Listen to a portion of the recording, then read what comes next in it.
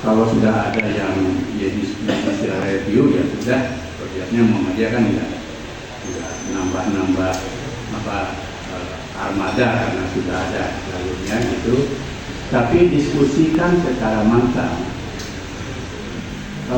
dua hal entitas yang selama ini dan teori demokrasi kita yang liberal selalu terus dipertentangkan, entitas sipil versus entitas militer. Nah, dulu dalam konstruksi kebangsaan dan ketatanegaraan kita awal kan tidak seperti itu. Lalu muncul konsep supremasi. Apakah konsep supremasi itu juga sejalan dengan tatanan ketatanegaraan kita? Jadi diskusikan dulu, karena nanti ketika memberi peluang pada militer kembali masuk ke berbagai struktur pemerintahan tanpa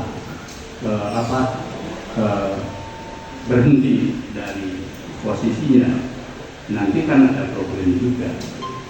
Tapi juga jangan atas nama sejarah militer Indonesia yang menyatu dengan bangsa lalu seperti itu. Atau sebaliknya juga, supremasi sipil tanpa tatanan juga sama, nanti akhirnya melahirkan demokrasi liberal yang akhirnya juga nanti akan ada kekuasaan-kekuasaan oligarkis yang produk dari supremasi sipil, dan kekuatan-kekuatan civil society tak berdaya menghadapi itu. Jadi itu kan. Jadi selama dua entitas itu kita hadap-hadapan dan kita pertentangkan, ya nggak akan pernah selesai. Maka kembali nanti coba urai fondasi berpikirnya dulu. Nah, sayang kan DPR tidak memberi ruang untuk setiap perubahan, apalagi permulaan dari penyusunan undang-undang dengan naskah akademik yang leluasa kepada masyarakat. Yang terakhir, ya Muhammadiyah seperti ini, asetnya memang besar, alhamdulillah, tapi sekaligus didialogkan untuk direkonstruksi. Karena kenyataannya kan banyak yang kebablasan. Jadi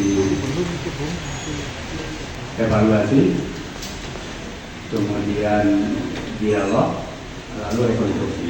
Tapi semuanya harus dengan suasana yang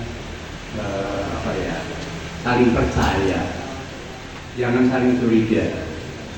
Nanti kalau saling curiga, ini kepentingannya untuk ini kepentingannya untuk ini, ya nggak jadi. Seperti nanti misalkan mengevaluasi pilkada langsung tadi kan, itu kan bagi yang berkepentingan dan selama ini memperoleh banyak keuntungan dari proses politik yang bebas seperti ini, mereka akan menghambat juga. Untuk apa sih? Jadi nanti akan kembali lagi ke zaman Orde Baru dan sebagainya.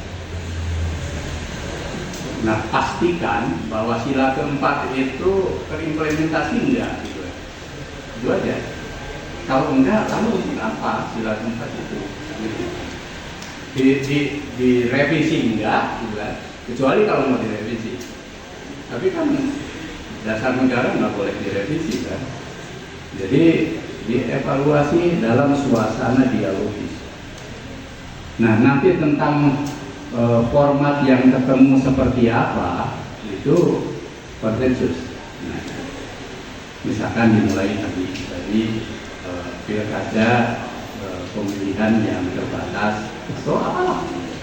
Jadi nanti bisa didiskusikan. Karena kita tidak bisa lebih luas lagi kalau kita tidak punya tolok ukur